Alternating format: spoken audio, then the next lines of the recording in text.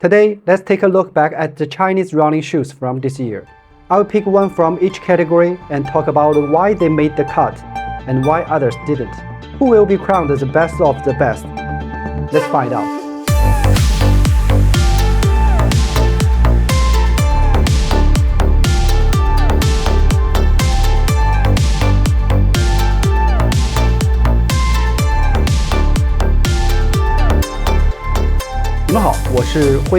Every shoe featured in this video was 100% bought with my own money, and nobody paid to be included in my picks.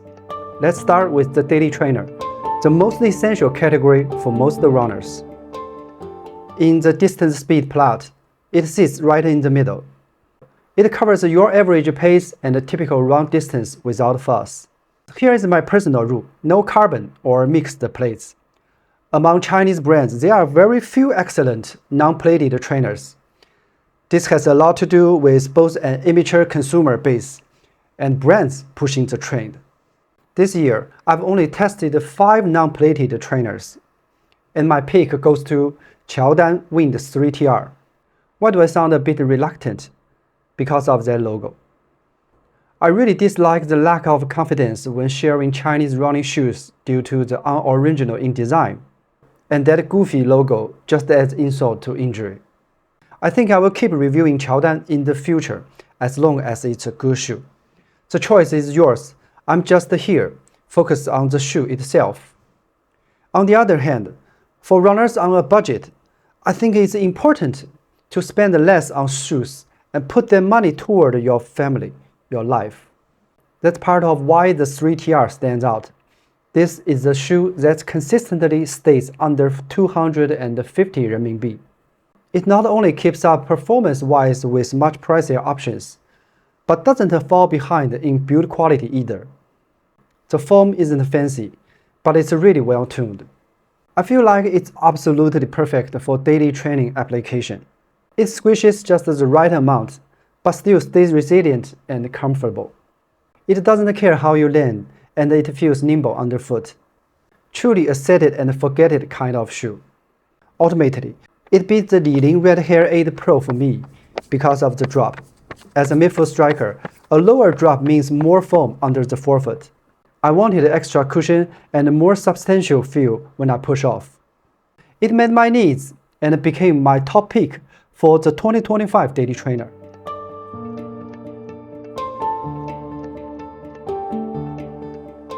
This category has a lot of names, like speed work shoe, speed trainer, even super trainer. What I'm talking about here are shoes for somewhere between daily trainers and racing shoes. You can think of them as racing shoes with extra durability, or daily trainers has features for your tough workouts. In the distance speed plot, tempo shoes sit around here. They are easier to pick up the pace than a daily trainer. Their ideal run distance depends on stack height. For example, low-profile shoes like the 361 degrees BioSpeed 4 Pro, the only low-profile shoes I bought this year, sit around here. Those over 40mm stack height super trainers, which obviously offer more cushion and comfort, they sit here. The top pick was really tough for me. There were 3 shoes that could have gone here. The Anta C2027 had my favorite midsole underfoot feeling, soft yet resilient. It's just delightful to run in. But there were some voices on Chinese social media saying that the midsole foam breaks down fast. I just haven't had enough time to put 300 kilometers into it to check if that's true. It really put me in a tough spot. It's my favorite feeling, but I can't just go with my gut. Another one is the da鲶小鲶. Honestly, this shoe gave me a headache not just in the tempo category, but also in the daily and long run categories. It's just that outstanding. As I wrote in my xiaonian video description, a truly great super trainer will cannibalize in sales from 3 other categories within the same brand. That's the real reason why most companies avoid making super trainers.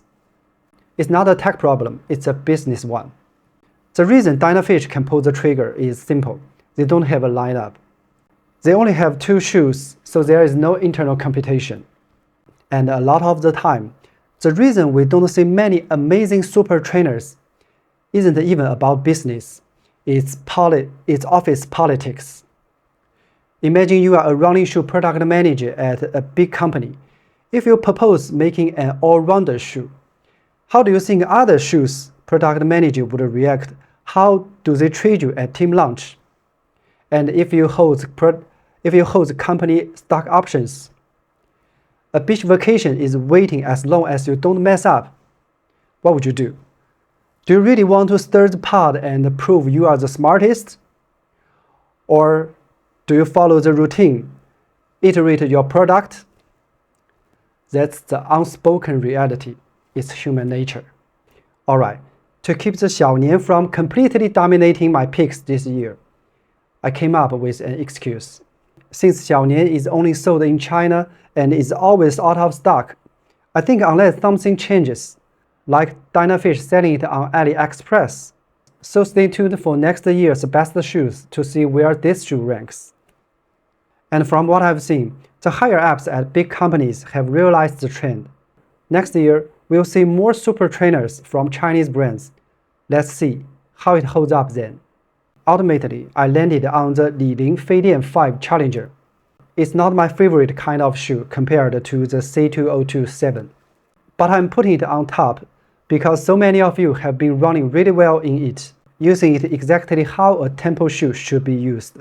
Some for daily miles, some for marathons, and a lot of you for those sessions when you need to pick up the pace. It fixed some of the stability issues from Gen 4. I've got a mild flat feet on my left, and Gen 5 has improved a bit on the arch form collapse compared to the Gen 4. Anyway, I think it has all those quickness capabilities, but also has comfort and durability built-in.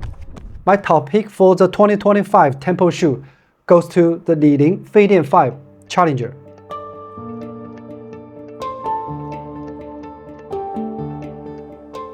If you are new to running and worry about your knees, or just want extra plushness after your tough workouts, in both cases, the more important thing about a running shoe is how protective and comfortable it is.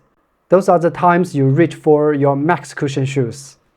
The two shoes featured in this video actually ended up being my most worn pairs this year. They are a pleasure to step into on a recovery run day, and almost every weekend, I'd wear them casually. The double duty feature is how max cushion shoes are often used. As run walk shoes that feel great all day, I bought some for people around me. I got the X-Type Qingyun for my dad, who has a morning walk habit. I also picked up 2 pairs of 361 degrees Alios and a pair of 361 degrees Phoenix for my mom and colleagues. I tried the summer version of Alios for myself, but ended up returning it. A lot of runners buying max cushion shoes are aiming to lose weight, and mine weigh 90 kilograms or more. The overly soft midsole foam of Alios feels hard to manage without bottoming out. The X-Type Qingyun is similar to BMAI March 6. Both offer a good amount of cushioning with a nice responsiveness, giving them a bit more pace versatility. But personally, I prefer old-school max cushion shoes, the kind that lets you slow down and forget about pace. The Peak Qianli 2.0 is that kind of old-school max cushion shoe. It has a really nice wide footprint and midsole foam that can handle a broader range of weights. It provides a comfortable experience for long periods on your feet. Although it's a neutral shoe, the midsole structure is designed so well that it can also accommodate runners who need a bit of extra stability. For 2025, my top pick for the max cushion shoe goes to the Peak Qianli 2.0.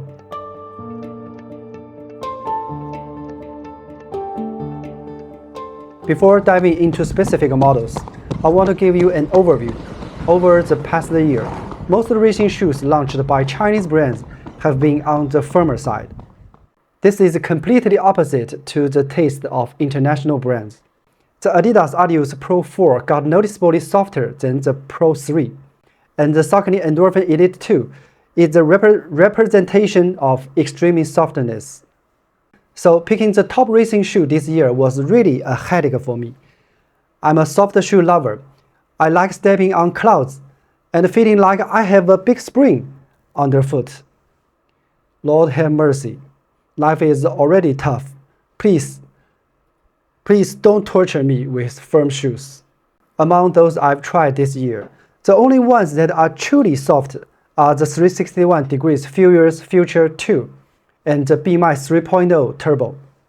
In 361 degrees lineup, the Furious series represents the top tier, and Future represents their latest and greatest tech. On paper, it should have the best materials and deliver the best performance. But I was disappointed by its actual performance. Every time I hit sub 4 minutes per kilometer pace, the foam just gave up. There is almost no rebound, which is a huge difference from the sprinting experience I got at slower paces. The BMAI 3.0 Turbo has the same issue, so I won't give the top pick to either of them. In the end, I picked the two from the slightly firmer side. The 361 degrees Flame 4 is the pinnacle of midsole structural design in racing shoes this year. The foam hollowed out under the carbon plate gives the plate room to deform and load energy on landing. The moment your foot leaves the ground, the high rigidity of the carbon plate releases that loaded energy back. For a midfoot striker like me, every step delivers a lively, snappy rebound that actually helps increase my stride length. It's also one of the more stable super shoes out there. The flares on the sides give confidence to runners who need extra support. The other one is the li-ning Feidian 5 Elite. It's designed for the kind of runner who has a really quick turnover, and that's normally not how I would describe myself. The Chinese text printed on the midsole, 最速曲线, meaning it also features a continuous rocker geometry, which is a gift for high cadence runners. Underfoot, it feels incredibly smooth, transitioning seamlessly from heel to toe. Also, its dense foam works really well for larger runners. It feels just as snappy at the end of the race as it does at the beginning. As products chase the limit, racing shoes need to be optimized for specific types of runners, just like what ASICS did with the Metaspeed Sky and Edge. These two share my top picks as best racing shoe of 2025. The Flame 4 is for midfoot and forefoot stride runners, while the Elite 4 is for heel strikers and cadence runners.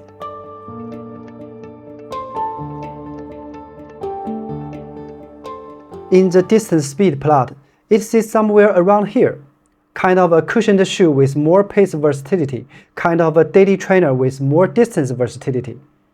For runners who focus on road marathons, often training for 16 to 32 kilometers in one session, the anti-compression fatigue performance of the midsole foam is very important.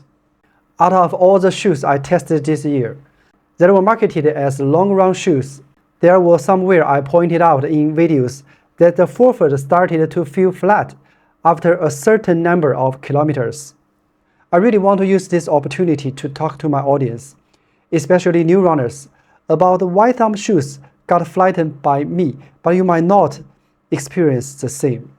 My max stride length is 1.7 meters, which is on the longer side for average runners. But compared to elite runners like Kipchoge with a max stride length of 1.9 meters, or Suguro Osako, who's famous in Asia with a stride length of 1.95 meters, my stride is way shorter, especially when you factor in height. That makes their stride length even more impressive. When they push off the ground, the pressure they put out on the forefoot foam is way higher than what most of us put out. By the same logic, new runners typically have max stride length about 1 meter. The pressure you apply to the forefoot foam will also be different from mine. We are all average runners, but differences in running mechanics mean we put pressure on different parts of the shoe. When I was talking, the forefoot foam got compressed after a certain number of kilometers. I just hope my audience considers your running mechanics when making judgments. Okay, back to the topic. This year, the only one that really satisfied me was the foam in the xiaonian. That sense, like the foam is fading as you get deeper into a long run. That doesn't happen with the Xiaonian's midsole foam. And for the amount of long run time I was able to do pain-free in this shoe, I really appreciated it. This is a shoe made with some of the most advanced foaming tech in the world, and it's priced fairly. It's what great value for money really means. My top pick for the best long run shoe of the year goes to Da鲶小鲶.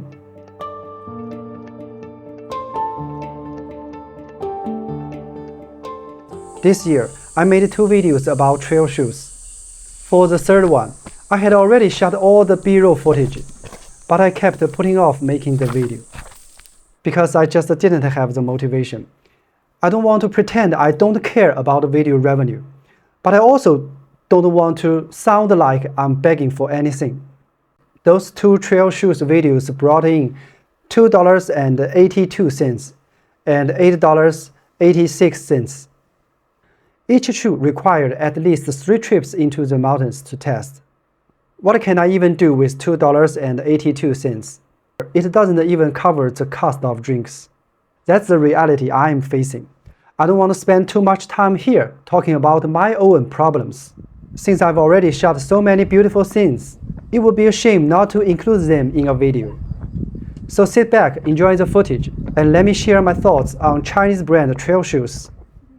Over the past year, I've bought quite a few models and end up keeping this. For 2025, the biggest weakness of Chinese trail shoes is weight management. It seems like they haven't figured out how to balance durability and lightness. The heaviest one weighed in at a whopping 428 grams. There were some models with great midsole performance, but the weight almost canceled out any benefits. The one that left the strongest impression on me was the li-ning BMAI Pro. It's a positive example. It feels just like a road shoe underfoot. For a trail shoe, if it can be as nimble and lightweight as a road shoe, that's the highest praise it can get.